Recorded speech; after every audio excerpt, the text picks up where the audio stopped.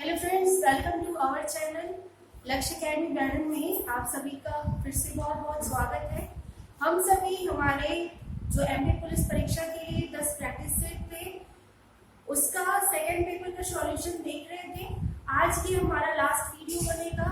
हमने प्रश्न क्रमांक 70 तक के प्रश्नों को सॉल्व किया था।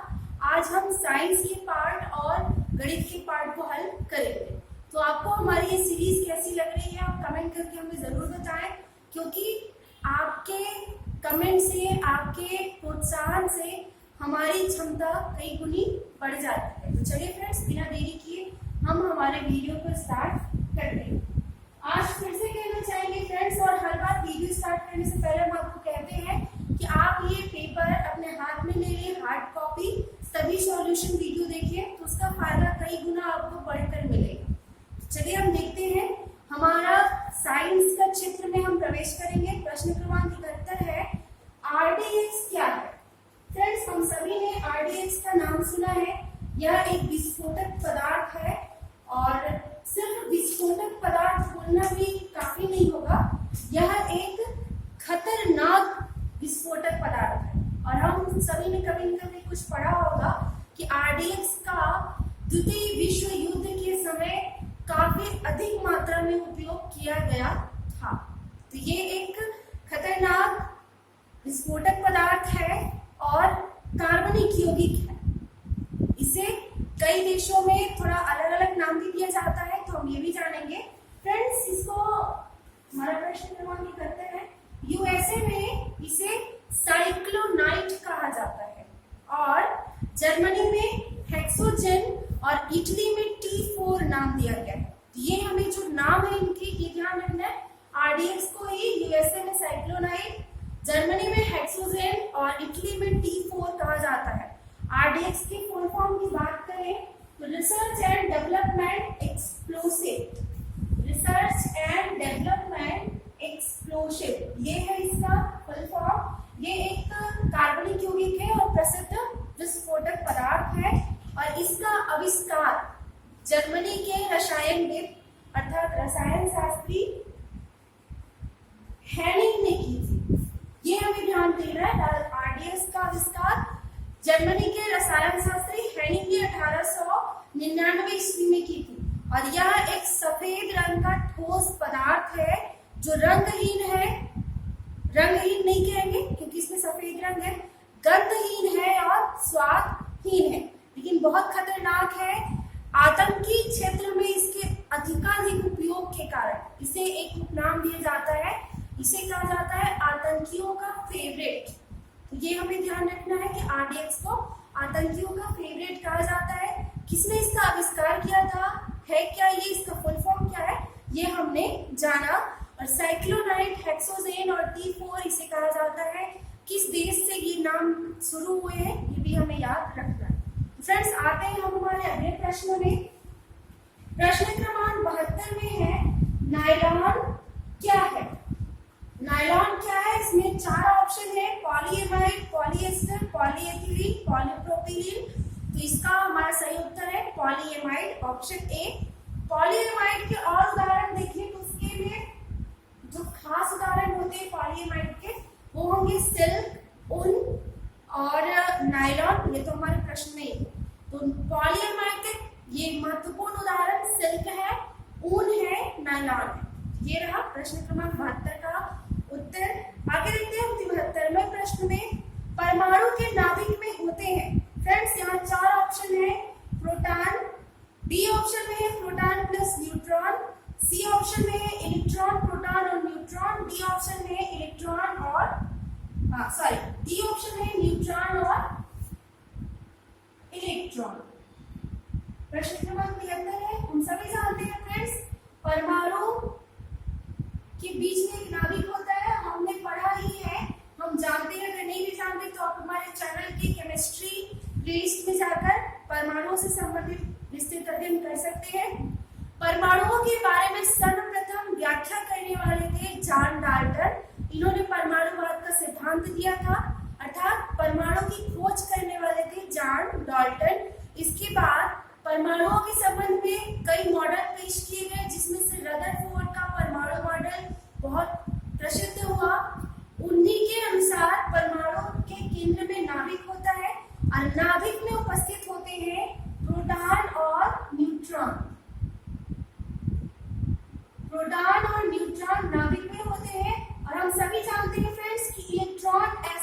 कक्षाओं में, प्रोटॉनों में कई कक्षा होते हैं उनके इलेक्ट्रॉनों की संख्या के आधार पे, तो कक्षाओं में होते हैं इलेक्ट्रॉन। तो प्रश्न में पूछा गया है कि परमाणु के नाभिक में होते हैं, तो फ्रेंड्स नाभिक में क्या क्या है, प्रोटॉन और न्यूट्रॉन। तो इस तरह हम हमारे ऑप्शन को देखिए तो हमारा डी ऑप्शन सही हो जाएगा, प्रोटॉन प्लस न्यूट्रॉन। अब आगे जान लेते हैं फ्रेंड्स, परमाणु की खोज किसने की थी, ये हमने जाना। इलेक्ट्रॉन की खोज की थी सर जे थॉमसन ने सन 1897 ईस्वी में। प्रोटॉन की खोज की थी अर्नेस्ट रदरफोर्ड, जिन्होंने परमाणु मॉडल दिया था, लेकिन हमें ज्यादातर जगह पर गोल्ड स्टील का नाम भी मिलता है, तो हमें ये दोनों नाम ध्यान रखने हैं। जो ऑप्शन हमें मिले हमें उस पर टिक करना है। और न्यूट्रॉन की खोज की थी चैडविक ने। इन पर आवेशों की बात करें, इलेक्ट्रॉन की खोज 1897 में जे थॉमसन ने, प्रोटॉन की खोज गोल्ड स्टील या अर्नेस्ट रदरफोर्ड, ये दोनों नाम आते हैं 1920 ईस्वी में, और न्यूट्रॉन की खोज हुई थी 1931 में। इलेक्ट्रॉन पर फ्रेंड्स अभी ही हमने चिन्ह लगाया था कि यहाँ इस तरह का चिन्ह हम कर रहे प्रयोग, मतलब इलेक्ट्रॉन पर ऋणात्मक आवेश होता है। प्रोटॉन की बात करें तो प्रोटॉन पर प्लस चार्ज होता है अर्थात धनावेश होता है, और न्यूट्रॉन न्यूट्रल होता है अर्थात उस पर कोई भी आवेश नहीं होता, वह उदासीन होता है। तो यहीं से फ्रेंड्स हम ये भी जानते हैं कि परमाणुओं का जब एक कोई पदार्थ दूसरे पदार्थ से मिलकर कोई नया पदार्थ बनाता है तो उसमें क्या जुड़ते हैं, उनमें यही परमाणु बंध तैयार होते हैं, इलेक्ट्रॉनों का साझाकरण होता है। तो यदि किसी परमाणु का इलेक्ट्रॉन दूसरे पदार्थ के परमाणु को दिया जा रहा है तो यहाँ जब ये माइनस चार्ज चला जाएगा तो यहाँ बच जाता है प्लस चार्ज। तो यही से होता है, ये हमें ध्यान देना है। तो आई होप आपको इस प्रश्न के आसपास की इतनी चीजें पता चली और आपको अच्छा लगा होगा। फ्रेंड्स आगे आते हैं हमारे अगले प्रश्न में। प्रश्न क्रमांक 74 है, निम्न में से कौन अस्थायी कण है, इलेक्ट्रॉन, प्रोटॉन, न्यूट्रॉन या ये सभी? तो ये है हमारा सी ऑप्शन, न्यूट्रॉन। आगे है, मानव शरीर में वृक्क किस तंत्र का भाग है? तो फ्रेंड्स यहाँ ऑप्शन है उत्सर्जन, पाचन, सी ऑप्शन है श्वसन, डी ऑप्शन है तंत्रिकाएं या नाड़ियां। तो फ्रेंड्स श्वसन तंत्र तो हमारा हम जहां से सांस लेते हैं अर्थात नाक के द्वारा सांस लिया जाता है, फिर उस वायु का शुद्धिकरण, पाचन, संश्लेषण जो भी कहे वो जिस हिस्से से होता है वो श्वसन तंत्र होगा। तो वृक्क इसमें नहीं आता है। तंत्रिका और नाड़ियां ये भी अलग है। पाचन तंत्र में हम सभी जानते हैं कि मुख के द्वारा हम भोजन लेते हैं, उसके बाद जिस माध्यम से होकर उसका पाचन की क्रिया कंप्लीट होती है वो तंत्र होता है पाचन तंत्र। तो वृक्क यहाँ भी नहीं आता। वृक्क होगा सही उत्तर उत्सर्जन तंत्र का भाग। वृक्क है उत्सर्जन तंत्र का हिस्सा, बाकी उत्सर्जन तंत्र, पाचन तंत्र ये हमारे साइंस का जब हमारा लेक्चर चलेगा तो उसमें हम लोग इसे विस्तृत अध्ययन के रूप में पढ़ते हैं। तो आइए आगे देखते हैं। प्रश्न क्रमांक 76 है, विद्युत अपघटन के लिए प्रयुक्त पात्र होता है। यहाँ 4 ऑप्शन है फ्रेंड्स, बैरोमीटर, अमीटर, वोल्टमीटर और कैलोरीमीटर। सबसे पहले हम ये जानते हैं कि विद्युत अपघटन होता क्या है। तो फ्रेंड्स विद्युत अपघटन वह घटना है जिसके माध्यम से विद्युत धारा प्रवाहित करके रासायनिक बंधों को तोड़ा जाता है। कोई भी तत्व पदार्थ है, कोई यौगिक है, उस पर विद्युत की धारा प्रवाहित करके उनके बंधों को तोड़ा जाता है, मतलब उनमें जो जुड़ाव है उनके कनेक्शन को तोड़ा जाता है। ये क्रिया ही कहलाती है विद्युत अपघटन। जैसे कि जल का रासायनिक सूत्र देखिए हम सभी, तो होता है H2O। प्रश्न क्रमांक है 76। जल का रासायनिक सूत्र होता है H2O, अर्थात इसमें हाइड्रोजन और ऑक्सीजन दो तत्व मिलकर जल बना रहे हैं। जब इनका विद्युत अपघटन होगा, विद्युत अपघटन की क्रिया जल की कराई जाएगी, तब हाइड्रोजन और ऑक्सीजन, हाइड्रोजन के 2 अणु आ जाएंगे और ऑक्सीजन के 1 अणु, ये रिलीज होते हैं, अर्थात ये अलग अलग हो जाते हैं। तो यही क्रिया होती है विद्युत अपघटन की। और इसमें प्रयुक्त मापक होता है वोल्ट मीटर।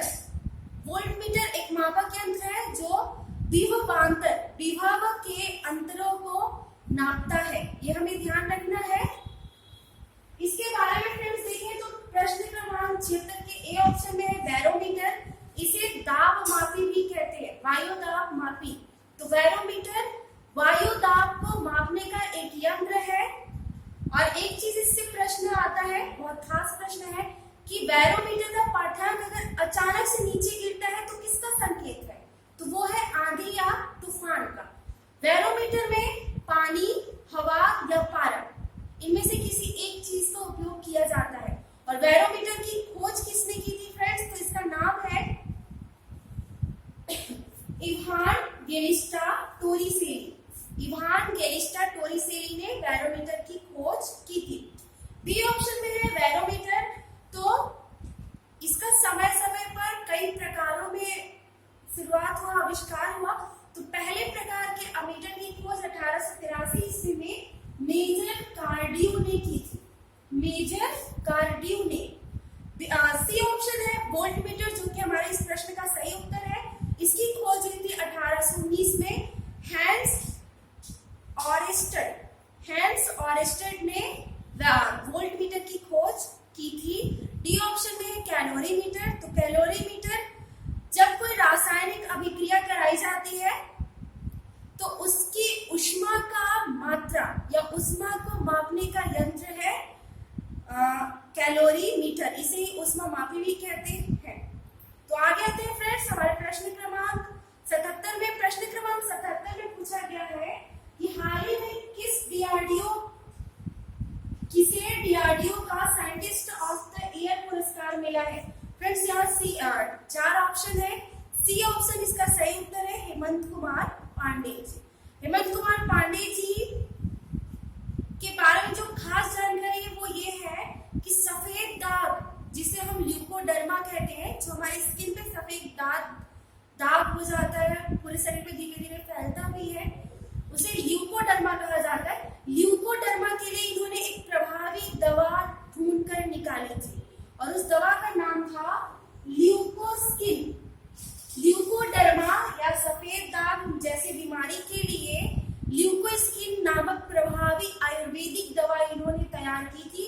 और ऐसे ही कई हर्बल दवाओं का आविष्कार इन्होंने किया है। कौन? हेमंत कुमार पांडे जी ने, जो कि डीआरडीओ से है। तो इन्हें वर्ष 2020 का डीआरडीओ का साइंटिस्ट ऑफ द ईयर पुरस्कार दिया गया है। फ्रेंड्स यहाँ एक शब्द आ रहा है डीआरडीओ। डीआरडीओ का फुल फॉर्म है DRDO, defence research and development organisation. Hindi में फुल फॉर्म कहा जाए तो वे है रक्षा अनुसंधान एवं विकास संगठन, जिसकी स्थापना भारत में वर्ष 1958 में हुई। तो ये रहा हमारे प्रश्न क्रमांक 77 का सही उत्तर। अब आते हैं फ्रेंड्स हम हमारे अगले प्रश्न में। प्रश्न 78 में है एट्रोपिन औषधि किससे प्राप्त की जाती है? जिसका ए ऑप्शन सही है वनस्पतियों से। अगला क्वेश्चन है गोबर गैस में मुख्य रूप से कौन सी गैस होती है? तो ये भी हम सभी जानते हैं मीथेन गैस। रासायनिक दृष्टि से चीनी है तो ये सुक्रोज। फ्रेंड्स जब हम कार्बोहाइड्रेट पढ़ते हैं तो कार्बोहाइड्रेट के 3 प्रकार पढ़ते हैं, मोनोसेकेराइड, पॉलीसेकेराइड और एक और हिस्सा होता है। कार्बोहाइड्रेट के 3 भाग होते हैं, जिसमें से पॉली का मतलब हुआ एक अणु वाला। तो पॉलीसेकेराइड में ग्लूकोज, फ्रक्टोज और गैलेक्टोज ये आते हैं। मोनोसेकेराइड में। पॉलीसेकेराइड में हुआ कि 2 अणु मिलकर, तो ग्लूकोज और सुक्रोज के मिलने से बनता है हमारा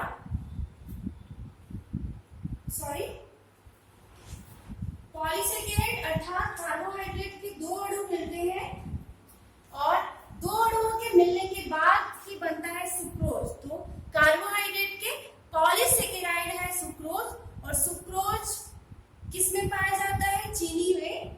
सिर्फ चीनी में नहीं और भी चीजों में, प्रश्न की दृष्टि से देख रहे हैं तो चीनी में सुक्रोज पाया जाता है। ये हमारा सही उत्तर होगा ऑप्शन डी। फ्रेंड्स, इस प्रकार हमारा साइंस का जो चित्र है वो खत्म हुआ। अब है प्रश्न क्रमांक 81 से लेकर 100 तक अंकगणित या गणित के प्रश्न है, तो इसे हम सॉल्व करेंगे। इसे आप थोड़ा पेशेंस से देखिएगा, बोर नहीं होइएगा, और जहां भी आपको समझ में ना आए तो आप वीडियो पीछे लगाकर फिर से देखिएगा। फिर भी समझ ना आए तो आप हमें कमेंट करके जरूर बताइएगा, हम आपकी समस्या का समाधान करने के लिए तत्पर हैं। फ्रेंड्स, हम फिर से आपको कहते हैं प्रश्न क्रमांक 81 और सारे ही गणित के सारे प्रश्नों को हमें बड़े ध्यान से पढ़ना है और फिर हल करना है। चलिए पढ़ते हैं प्रश्न क्रमांक 81। यहाँ जो प्रश्न है, एक लंबवृत्तीय बेलन के आधार की त्रिज्या एवं ऊंचाई का अनुपात 2:3 है। त्रिज्या अर्थात r और ऊंचाई अर्थात h का रेशियो बताया जा रहा है 3:2। तो फ्रेंड्स, त्रिज्या और ऊंचाई कितनी है ये नहीं पता है क्या, तो हम x मान लेते हैं अनुपातिक मान। तो त्रिज्या हो जाएगी 2x और ऊंचाई हो जाएगा 3x। अब यहाँ है, यदि इसका आयतन 12,936 घन सेंटीमीटर हो तो इसके बेलन के संपूर्ण पृष्ठ का क्षेत्रफल कितना है। तो फ्रेंड्स, यहाँ से हमें समझ में आया होगा आप सभी को भी कि ये जो प्रश्न है ये हमारा थोड़ा सा बढ़ा जाएगा, हमें 2 स्टेप में करने होंगे, लेकिन अगर हम ध्यान से करेंगे तो हमारा गलत नहीं होगा और हम जल्दी से कर सकते हैं। तो फ्रेंड्स, यहाँ देखिए, एक तो बेलन के आयतन की बात हो रही है और दूसरा बेलन के संपूर्ण पृष्ठीय क्षेत्रफल की। तो बेलन का आयतन दिया गया है, बेलन के आयतन का सूत्र होता है पाई आर स्क्वायर एच। आयतन दिया गया है 12,936 घन सेंटीमीटर और यहाँ पाई का मान रखें हम तो 22/7। त्रिज्या अनुपातिक रूप से क्या है 2x, यहाँ स्क्वायर है तो हम भी स्क्वायर करेंगे, गुणे ऊंचाई है 3x। फ्रेंड्स, हमें किसी भी तरह से x का मान निकालना है, बाकी सभी अंकों को दूसरी तरफ भेजना है। तो यहाँ हम अभी एक बार और कर लेते हैं इसे, 22/7 गुणे स्क्वायर किया हमने तो 4x स्क्वायर हो गया गुणे 3x, इतना हुआ। हमें x वाले को छोड़ देना है, बाकी सभी गिनती को दूसरी तरफ ले जाना है। तो फ्रेंड्स, यहाँ हम लिख लेते हैं x स्क्वायर को छोड़ लिए रहेंगे हम,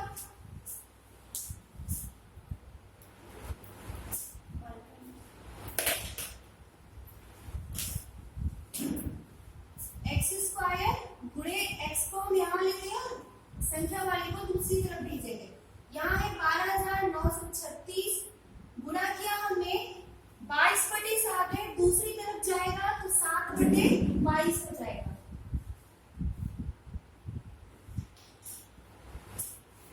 ये 4 है, दूसरी तरफ जाएगा तो 1/4, 3 है तो 1/3।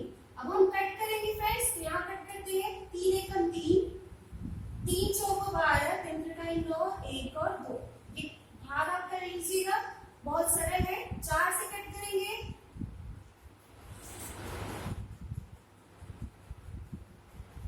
अब फिर से 2 से करेंगे हम, तो यहाँ कट हुआ 2 पंच 10, 2 3 6, 2 9 18।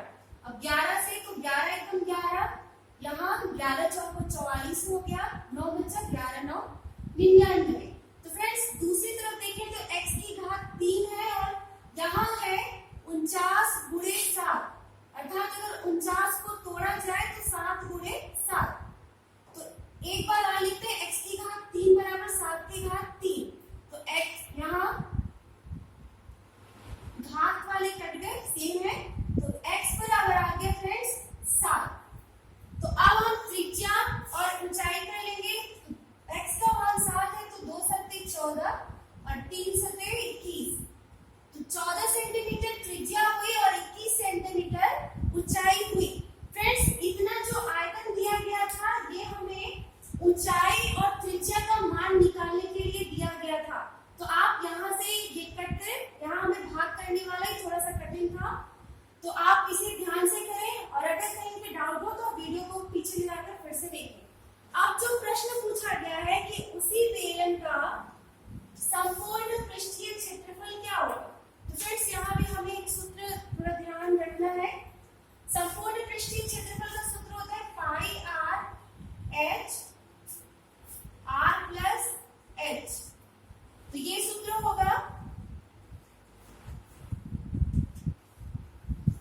सॉरी यहाँ 2 पाई आर प्लस एच, ये संपूर्ण पृष्ठ का क्षेत्रफल होगा। हम यही हल करेंगे तो 2 गुणे 22/7, त्रिज्या हमारी आई है 14 गुणे कोष्टक में 14 प्लस 21।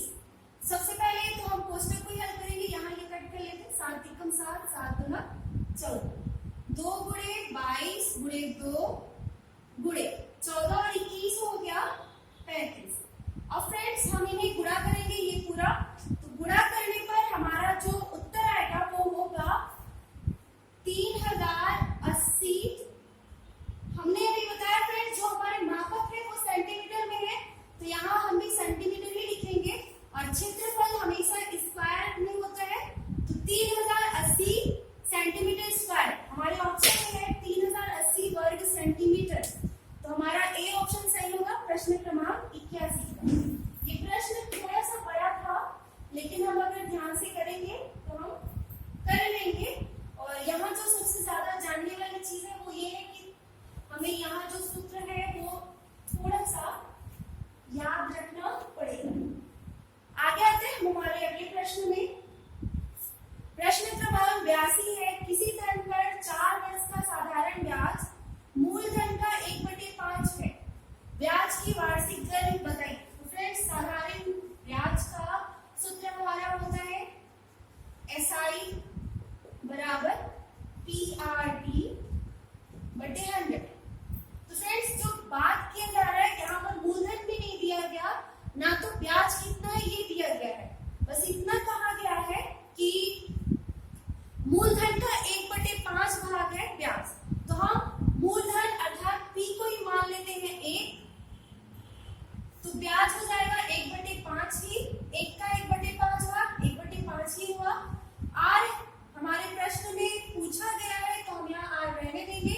समय दिया है 4 वर्ष बटे 100, 4 एकदम 4 और यहाँ 25 आया। फ्रेंड्स आर का मान हमें निकालना है, यहाँ है 1/5, ये बटे 25 है, दूसरी तरफ अगर हमने बेचा तो ऊपर ही हो जाएगा 25 गुणे में करके, अब यहाँ कट कर देंगे, 5 एकम 5 55 25, तो आर बराबर आ गया हमारा 5%। अगला प्रश्न देखिए, प्रश्न क्रमांक 83 है, यदि A अनुपात B बराबर 3/4, 3/4 अर्थात 3/4। तो फ्रेंड्स हमने पिछले प्रश्न के पेपर में भी ऐसे प्रश्न को हल करते समय बताया था कि यहाँ A का मान 3 हो गया और B का मान 4 हो गया। तो प्रश्न में जिस जगह पर A का मान रखना है वहां हम 3 रखेंगे और B की जगह हम 4 रखेंगे। तो यहाँ देखते हैं जो हमारा प्रश्न पूछा गया है वो ये है कि 6A प्लस B कोष्टक करके अनुपात है 4A प्लस 5B। तो फ्रेंड्स हम यही करेंगे, 6A का मान है 3 तो 6 18 हो गया, प्लस B का मान है 4, अनुपात 4A का मान 3 तो 4 3 12, प्लस B का मान है 4 तो 5 चौको 20, 18 4 22, अनुपात यहाँ 32 हो गया। हम कट कर सकते हैं यहाँ 2 से, तो हम कट करेंगे, यहाँ 11 हो गया और ये 16, तो 11:16 ये हमारा उत्तर होगा जो कि हमारे ऑप्शन डी में है। तो इस तरह 83 का ऑप्शन डी सही होगा। फ्रेंड्स आगे है, 2 अंकों की एक संख्या का योग 15 है, यदि उसमें 9 जोड़ा जाए तो अंकों के स्थान बदल जाते हैं, वह संख्या है। तो फ्रेंड्स इस प्रश्न को आप सीधे सीधे ऑप्शंस पे देखिए, आपको बड़ी आसानी से और जल्दी हल कर लेंगे, क्योंकि अगर हम कोई मेथड यहाँ करते हैं तो हमारे लिए थोड़ा सा टफ होगा। ऑप्शन देखिए, हमें ऐसे ऑप्शन को चुनना है जिनके दोनों अंकों को जोड़े तो 15 आए, और अगर हम उसमें 9 और जोड़ देते हैं तो वो अंक आपस में बदल जाए। तो फ्रेंड्स इस तरह हमारा ऑप्शन बी देखिए 78 है।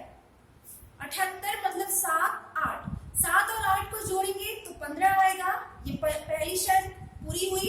अगर हम 78 में 9 जोड़ते हैं, 78 में हम अगर 9 जोड़ दे रहे हैं फ्रेंड्स तो 87। देखिए पहले 78 था, अब 87 हो गया। दोनों में जो स्थान है वो बदल गए हैं। यहाँ से हम बस बी ऑप्शन को टिक कर देंगे और आगे बढ़ जाएंगे। हम इस प्रश्न में ज्यादा नहीं उलझना। तो फ्रेंड्स अब आते हैं हमारे अगले प्रश्न में, प्रश्न क्रमांक 85, जो देखने में हमें थोड़ा सा कठिन दिख भी रहा है और थोड़ा सा ये बड़ा सॉल्व करने में लगेगा भी टाइम अपेक्षाकृत।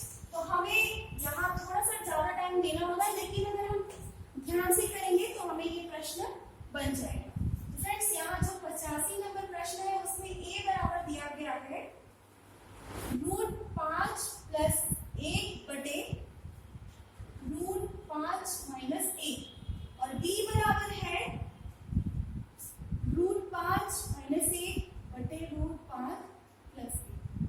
फ्रेंड्स ऐसे प्रश्नों में सबसे पहले हमें परिमेयीकरण थोड़ा करना चाहिए ताकि थोड़ा सा सरल हो जाए।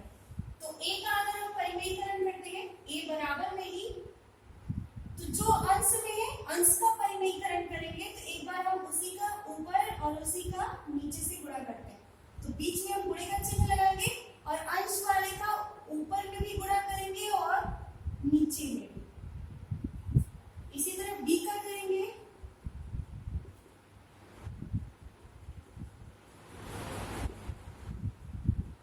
यहाँ भी अंश का, तो यहाँ अंश में माइनस है तो यहाँ हमें माइनस लेना है। फ्रेंड्स थोड़ा सा हम यहाँ सॉल्व कर देंगे। सॉल्व करने में हमारा 3 प्लस √5 आएगा और यहाँ 4 आएगा। इसी तरह b को हल करेंगे तो 3 माइनस √5 आएगा और बटे 4 आएगा। यहाँ हमें सिर्फ गुणा करना है, गुणा करने के बाद हमारा आ जाएगा। हम इस गुणा को विस्तृत रूप से नहीं बता रहे। अगर आपको यहाँ गुणा करने में कठिनाई होती है तो आप कमेंट करिएगा, फिर हम आपको इसका विस्तृत गुणा करके भी बताएंगे। तो यहाँ हमारा a बराबर आ गया, हमने हल किया तो 3 प्लस √5 बटे 4 और b बराबर 3 माइनस √5 बटे 4। फ्रेंड्स एक चीज और देखिए, जो प्रश्न हमसे पूछा गया है वो ये है कि a² plus ab plus b² बटे में a² minus ab plus b²। तो फ्रेंड्स यहाँ हम थोड़ा सा अलग से ही हल कर लेते हैं ताकि जो मेन प्रश्न है वहां पे हमें ज्यादा मेहनत न करनी पड़े। तो पहले a b सॉल्व कर लेते हैं। a b का मतलब हुआ a गुणे b, तो a इतना है 3 प्लस √5 बटे 4 गुणे b का करेंगे तो 3 माइनस √5 बटे 4। फ्रेंड्स इसे हमने हल किया तो देखिए एक में प्लस है एक में माइनस है, अंक दोनों के सेम है, तो यहाँ 3 × 9 माइनस रूट हट जाएगा 5 बटे यहाँ हो गया 4 चौक 16।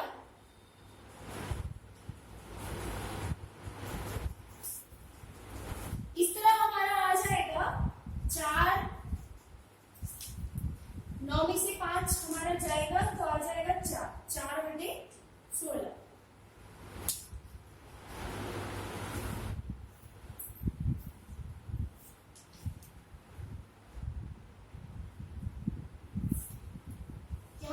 एक बार गुणा करने की फिर से देखेंगे फ्रेंड्स।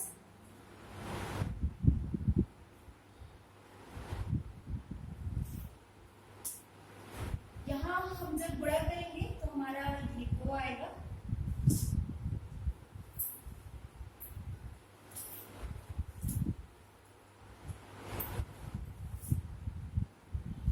यहाँ अब जब हम गुणा करते हैं तो 2 दूना 4।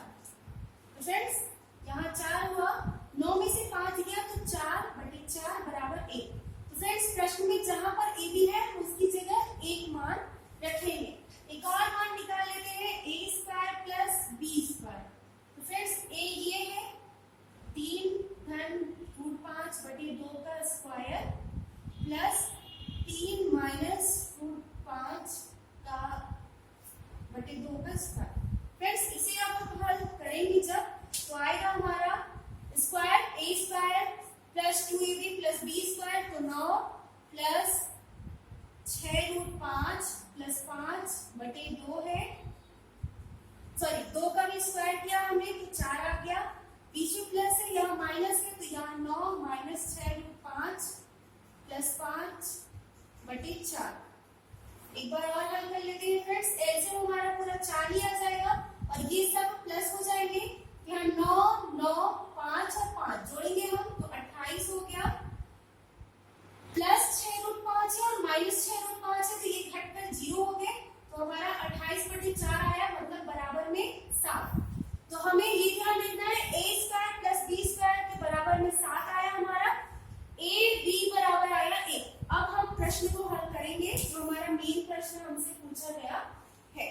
तो फ्रेंड्स जो मेन प्रश्न है वो ये है a square plus ab plus b square बटे a square minus ab plus b square. तो फ्रेंड्स यहाँ देखिए एक बार और हम चेंज कर लेते हैं, a square plus b square plus ab, हमने ab को बाद में लिख दिया, a square plus b square minus ab। अब यही हम करेंगे friends, a square plus b square की जगह हम क्या रखेंगे 7, प्लस है ab की जगह हम रखेंगे 1 बटे यहाँ भी वही, यहाँ माइनस है 1।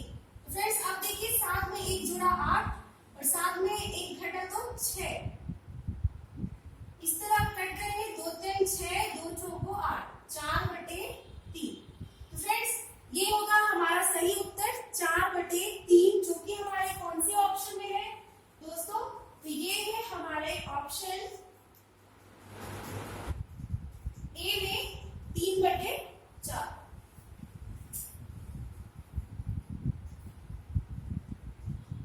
4/3 हमारा ऑप्शन ए सही होगा इस तरह से।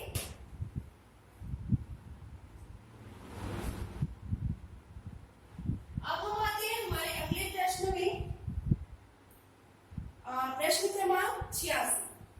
ये प्रश्न फ्रेंड्स थोड़ा सा बड़ा था, अगर आपको इसमें कठिनाई लगती है तो आप कमेंट कीजिएगा, हम फिर से बताने की कोशिश करेंगे। अगर नहीं समझ में आए तो आप वीडियो को थोड़ा पीछे ले जाइएगा, आपको जरूर समझ में आ जाएगा। ऐसे प्रश्नों को थोड़ा सा टाइम हमें ज्यादा देना होता है, तो हमें यहाँ टाइम मैनेज करके और धैर्य के साथ हल करेंगे जब, तो हमारे प्रश्न गलत नहीं होंगे। फ्रेंड्स आगे आते हैं हमारे प्रश्न क्रमांक 86 में। अंडे के भाव में 25% की कमी आ जाने के कारण एक व्यक्ति 162 रुपए में 3 दर्जन अधिक अंडे खरीद सकता है। अंडों का प्रारंभिक भाव क्या था? फ्रेंड्स हमें नहीं पता कि क्या था, तो यहाँ हम x रुपए मान लेते हैं। फ्रेंड्स हमने हमेशा आपको कहा है कि कोई भी चीज अपने आप में हमेशा 100% होती है, तो अगर x रुपए हमने माना है, x रुपए भी अपने आप में क्या है 100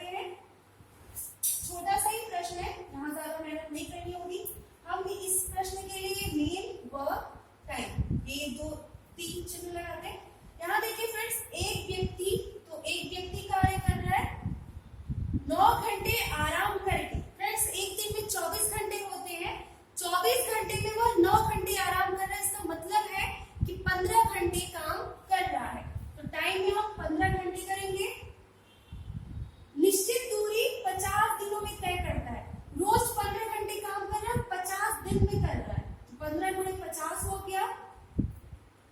अब ये तो है नहीं कि कितनी दूरी है, तो एक दूरी मानते हैं हम, एक हिस्सा। और जो यहाँ फ्रेंड्स आगे हम देखते हैं, यदि वो दुगना आराम करे, पहले 9 घंटे आराम करते थे, अगर अब वो 18 घंटे आराम करे तो काम करने का टाइम कितना बचा फ्रेंड्स? 24 में से 18 घटाया हमने तो 6 घंटे। दुगना आराम करे तथा दुगना तेज चले, मतलब क्षमता की भी बात है। तो पहले क्षमता अगर 1 भाग थी तो अब क्षमता कितनी हो गई? 2 भाग, क्योंकि क्षमता दुगनी कर ले तब वो दुगनी दूरी, पहले एक हिस्सा दूरी थी, अब 2 हिस्सा। व्यक्ति एक ही है तो हम 1 करेंगे, तब वो दुगनी दूरी कितने दिनों में तय करेगा? फ्रेंड्स यहाँ जो हमारा प्रश्न है वो क्षमता बढ़ गई, आराम का टाइम भी बढ़ गया, और कितने दिनों में अब पूरा करेगा ये हमें ज्ञात करना है। तो ये तो फ्रेंड्स दिन का समय था, ये दिन था, ये क्षमता थी, आप कंफ्यूज मत होइएगा। तो यहाँ जो काम करने का समय है अब 6 घंटे हो गया, दिन हमें ज्ञात करना है कि कितने दिनों में पूरा होगा। क्षमता पहले 1 थी तो अब 2 हो गई, जितनी दूरी पहले तय करता था उसका दुगना दूरी तय करना है तो 2, और आदमी वही है। अब हम इसे हल करेंगे, इसे इस तरह से हल करते हैं, तो 1 गुणे 2 गुणे और यहाँ के गुणे आएंगे 15 गुणे 50 गुणे 1, बीच में बराबर होगा। अब यहाँ से लेंगे तो 1 गुणे 1 गुणे 6 गुणे क्वेश्चन मार्क गुणे 2। जब बराबर के दोनों तरफ संख्याएं गुणक में हो या गुणा वाली संख्या अंक से जुड़े हो तो हम सामने के अंकों को काट सकते हैं। यहाँ भी हम भाग करेंगे फ्रेंड्स। देखिए 2 एकम 2, 2 तिहाई 6, 3 एकम 3, 3 पचे 15, 1 से 1 कट गया, इस 1 से ये 1 कट गया, फिर से 2 एकम 2 और 25 दूना 50। फ्रेंड्स अब इधर देखिए तो क्वेश्चन मार्क गुणे 1 बचा है अर्थात क्वेश्चन मार्क, और यहाँ देखिए 25 गुणे 5 बचा अर्थात 125। क्वेश्चन मार्क जो कि दिन था अर्थात 125 दिन। तो फ्रेंड्स इस प्रश्न का हमारा सही उत्तर होगा 125 दिन, जो कि हमारे ऑप्शन, कौन से ऑप्शन में है दोस्तों? तो ये है हमारे ए ऑप्शन में। तो इस तरह प्रश्न क्रमांक 87 का सही उत्तर होगा ऑप्शन ए। आते हैं हम हमारे अगले प्रश्न में, प्रश्न क्रमांक 88। यहाँ पर एक समीकरण दिया गया है और पूछा गया है x का मान। फ्रेंड्स चलिए हल करते हैं।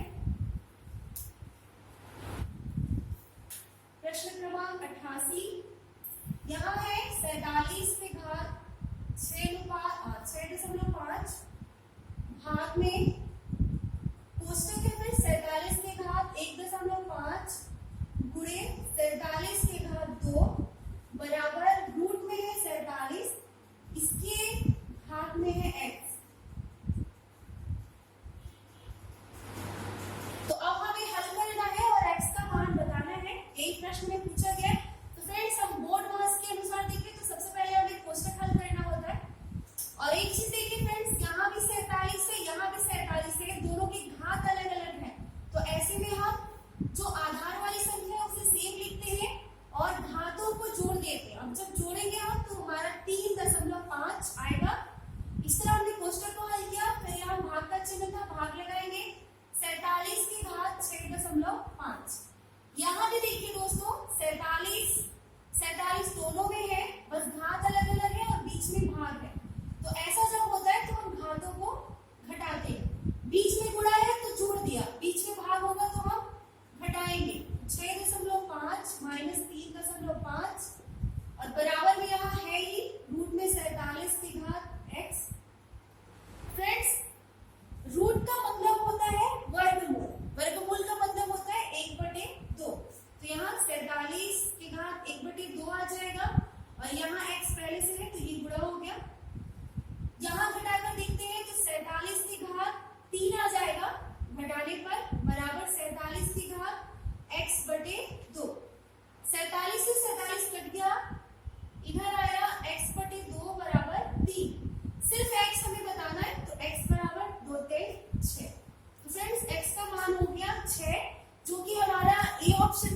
प्रश्न क्रमांक 88 का सही उत्तर होगा ऑप्शन ए। आगे आते हैं हमारे अगले प्रश्न में। 89 प्रश्न है, यहाँ दो लोगों की बात हो रही है, ए और बी की, और खेत जोतने का या कार्य करने का है। तो प्रश्न आप एक बार ध्यान से पढ़ें।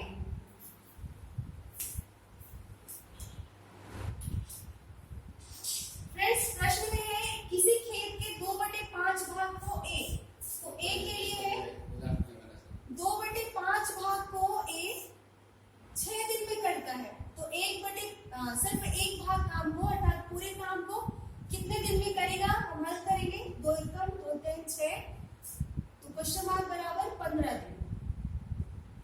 ए की क्षमता है कि वो एक काम को 15 दिन में कर सकता है।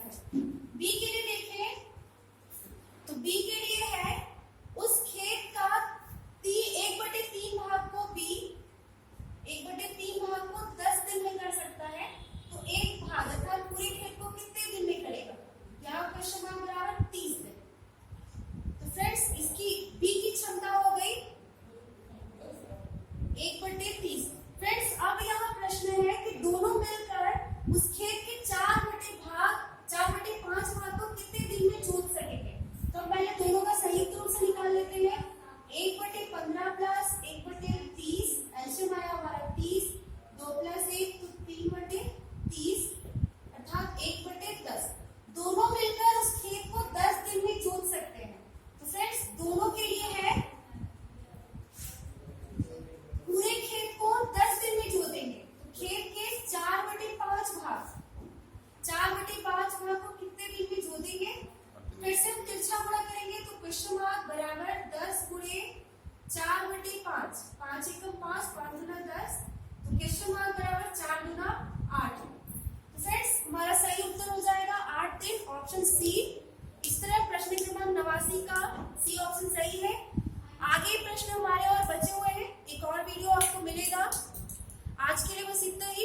कैसा लगा आपको वीडियो? कमेंट करके हमें जरूर बताएं।